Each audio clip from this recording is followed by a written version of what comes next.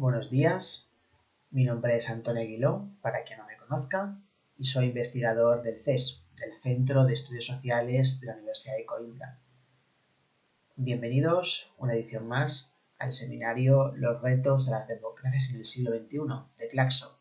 En esta ocasión me gustaría presentaros el módulo dentro de este seminario titulado Descolonizar el espacio público, monumentos y protestas. Como el subtítulo del módulo indica, el objetivo principal es reflexionar en torno a una pregunta, y la pregunta es la siguiente: ¿qué significa, sobre todo simbólicamente hablando, la retirada del espacio público de monumentos, de símbolos que son herencia y representación del colonialismo? Obviamente la pregunta viene motivada en el contexto actual por la ola de protestas globales que se han desencadenado a raíz del asesinato en Minneapolis del afroamericano George Floyd. Para comenzar un poco la reflexión, me gustaría ayudarme de algunas ideas del historiador haitiano Michel-Rolph Trolot, quien en su libro Silenciando el pasado, poder y reproducción de la historia, dice que hay tres maneras de crear silencios en torno a la historia y a la reflexión histórica. Y para Trolot, las tres formas de crear silencios son las siguientes. La primera es aquello que él llama la fórmula de borramiento o de negación, que consiste, como su nombre indica, en negar la historia. En negar, por ejemplo, el holocausto judío, en negar la colonización y en negar cualquier hecho del que tengamos evidencia. Es una negación ideológica y es una negación que lo que hace es borrar directamente la historia. La segunda fórmula de creación de silencios es lo que él llama la banalización de la historia. Esto contribuye a crear silencios, generalizando en exceso la historia, seleccionando fragmentos de manera interesada, que suelen ser fragmentos que reproducen la historia de los dominantes y no de los dominados, o haciendo, como decía, interpretaciones muy selectivas, interpretaciones miniaturizadas de la historia que obvian, digamos, una interpretación mucho más global y una interpretación mucho más inclusiva de otras perspectivas. La tercera fórmula de creación de silencios en torno a la reflexión histórica es lo que Trolot llama la fórmula de la trivialización, que tiene que ver con relativizar al máximo los acontecimientos. Bueno, pero aquello no fue tan malo. Al fin y al cabo, la colonización fue un episodio civilizatorio, ¿no? Un poco esta forma de justificar y disculpar un poco la historia. En definitiva, lo que dice Trolot es que estas tres fórmulas de silenciamiento lo que hacen es contribuir y ocultar la colonialidad de la que habla Aníbal Quijano. Claro, la pregunta entonces es, ¿qué implica, y este es nuestro punto de vista, el que aquí voy a adoptar, qué implica reconocer que lo colonial, que la colonialidad, en el sentido, como digo, de Quijano, sigue presente, ¿no? Bueno, pues implica varias cosas, pero a efectos de esta exposición, a efectos de reflexionar sobre la pregunta que he formulado, ¿qué significa la retirada del espacio público, de los monumentos y de los símbolos del colonialismo? Esta pregunta, que implica reconocer lo colonial, por lo menos supone aceptar, asumir tres cosas. La primera es que hay que habilitar una noción de historia que permita examinar sus nociones de tiempo. Y cuando digo tiempo me refiero a tiempo más allá del tiempo oficial, del tiempo lineal, del tiempo eurocéntrico, de ese tiempo homogéneo y vacío del que hablaba Walter Benjamin en 1940 en sus tesis sobre filosofía de la historia.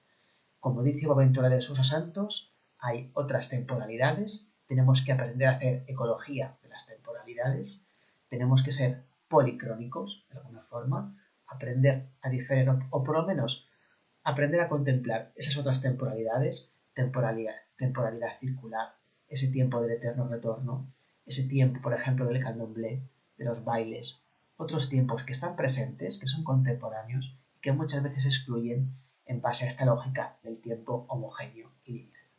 Pues como decía, reconocer que lo colonial sigue presente significa habilitar una historia que nos permita ir más allá de esa historia oficial, de esa historia dominante que se mueve a través del tiempo lineal, progresivo y siempre hacia adelante, que nunca puede volver.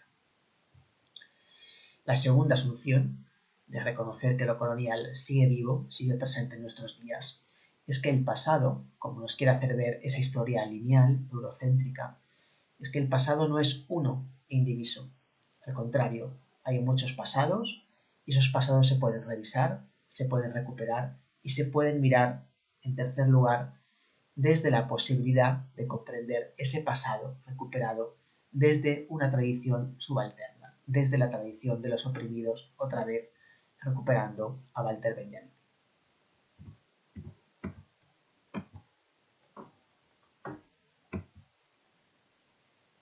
Cuando hablo de continuidad de lo colonial, no me estoy refiriendo a una continuidad sistemática, a una continuidad sin cambios.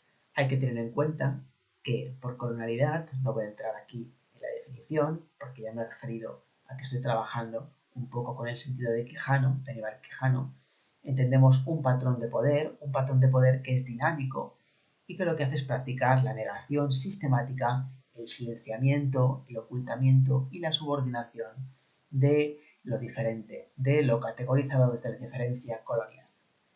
Cuando hablamos de lo colonial o de la colonialidad, no estamos hablando de una estructura fija en el tiempo y de una estructura inerte, inmóvil, sino todo lo contrario, hablamos de una lógica de poder que es variable y que es mutable en el tiempo y en el espacio.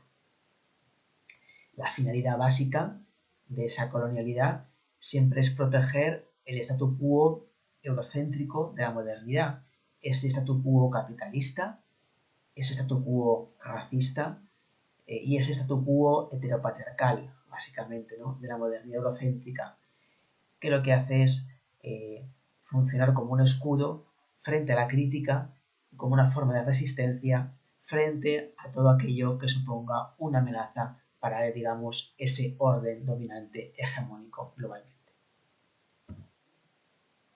Bien, una forma de perpetuarse de lo colonial y de la colonialidad es su representación, su previvencia, su plasmación en el espacio público, en aquello que podríamos llamar espacio público colonial, y que aquí voy a entender como un espacio fundamentalmente masculino, como el espacio de la blanquitud, como un conjunto de relaciones de poder mediadas por esas categorías, la masculinidad dominante, la blanquitud también como un campo de relaciones de poder y no solo como una categoría étnica, la heterosexualidad, el perfil burgués del sujeto propietario de la modernidad, el ser humano adulto y el ser humano adulto sano, ¿no?, en contraposición a la persona en situación de discapacidad. Bien, esa forma de perpetuarse de la colonialidad en el espacio público colonial se puede manifestar o se puede ver de diferentes formas, como son la historia de las calles, sus nombres, las plazas, los bulevares, los símbolos que allí están, cómo están construidas, las formas de urbanismo, cómo se distribuye el espacio público, etc. Pero también en las conmemoraciones públicas, en los funerales, en las fiestas oficiales, a quién se honra, a quién se festeja, a quién no. Y, por supuesto, el caso concreto que nos ocupa aquí, el de los monumentos y, en concreto, el de las estatuas. Como decía, a raíz de las propuestas recientes acaecidas durante el mes de junio del movimiento Black Lives Matter, las vidas negras importan, hemos visto como algunas, y aquí he seleccionado algunas, solo algunas, no todas, porque aunque el derribo de estatuas ya viene de antes, podríamos retrotraernos a mucho antes. Para acotar un poco la reflexión a los términos recientes, me gustaría ceñirme a algunos casos del mes de junio de 2020. Pues bien, hemos visto, la primera de ellas ha sido, digamos, la retirada, o mejor dicho, el sumergimiento en el mar, en el río, de la estatua de Edward Colson. Aquí fue el 7 de junio, fue en Bristol.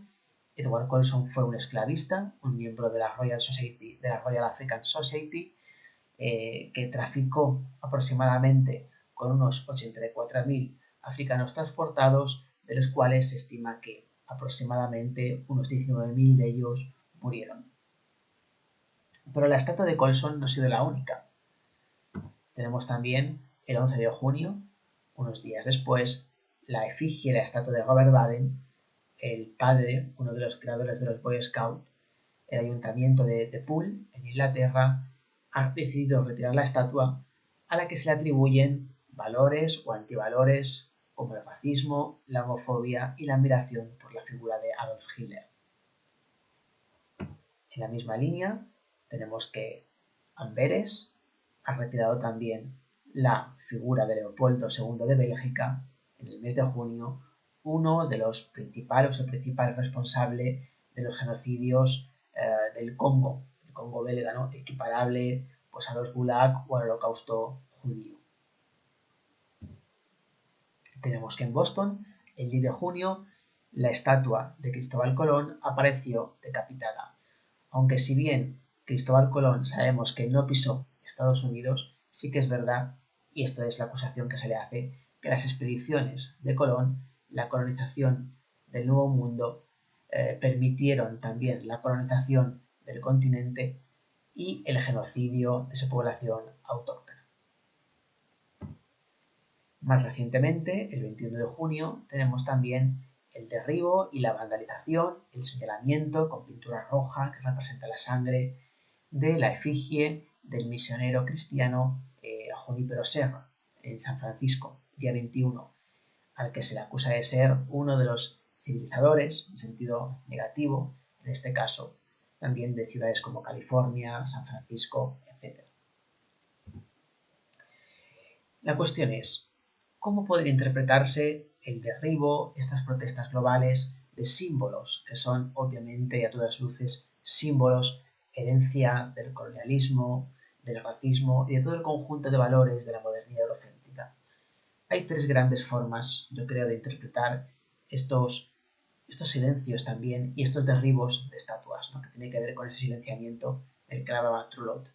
La primera es ver estas figuras, estos monumentos, como lugares de olvido. Y ahí está el silencio del que hablaba al principio, en sus tres formas, ¿no? Lugares de olvido sobre los cuales es mejor callar, no decir nada y que se queden donde están, ¿no? Es una reflexión posible que está ahí y quizá todavía sigue siendo el punto de vista, la perspectiva hegemónica dominante. Las estatuas como lugar de olvido frente a esa memoria que reivindica el pasado, que reivindica volver a la escena pública y que reivindica visibilidad y reparación histórica. La segunda es ver las estatuas, ver los símbolos públicos, herencia del colonialismo, como diría Marie-Louise Prat y también Boaventura de Sousa, como una zona de contacto. Una zona de contacto que permite el encuentro, que permite el debate, el encuentro, pero sobre todo también el desencuentro entre diferentes tiempos históricos, entre el pasado y el presente, pero que de alguna forma en esa estatua, en esa figura que funciona como intersticio, como puente entre el pasado y el presente, se encuentran. Ese cruce, digamos, entre el pasado y el presente permite que pueda operarse aquello que Boaventura llama un ejercicio de justicia cognitiva, en el cual se le pueda rendir cuentas a través de esa, digamos, retirada de la estatua o de ese cuestionamiento, por lo menos, de esa impugnación en el espacio público. Por lo tanto, en este caso, las estatuas no son un lugar de olvido, sino todo lo contrario, son una interpelación directa a una subjetividad que critica, a una subjetividad que es rebelde y que es una subjetividad inconformada con esa presencia pública molesta de símbolos que recuerdan la opresión, el racismo, el patriarcado y, en definitiva, el proceso civilizador eurocéntrico. Y la tercera perspectiva respecto a los símbolos públicos en el espacio público colonial es verlos, que es complementaria a la anterior, como una zona o como un lugar de resignificación, ¿no? Como un punto de partida para la producción de narrativas alternativas o por lo menos de narrativas contrahegemónicas. Hay varias formas de entenderlas o de resignificar esas estatuas, ¿no? Resignificarlas, como digo, desde un discurso anticolonial o por lo menos descolonial, antipatriarcal y anticapitalista.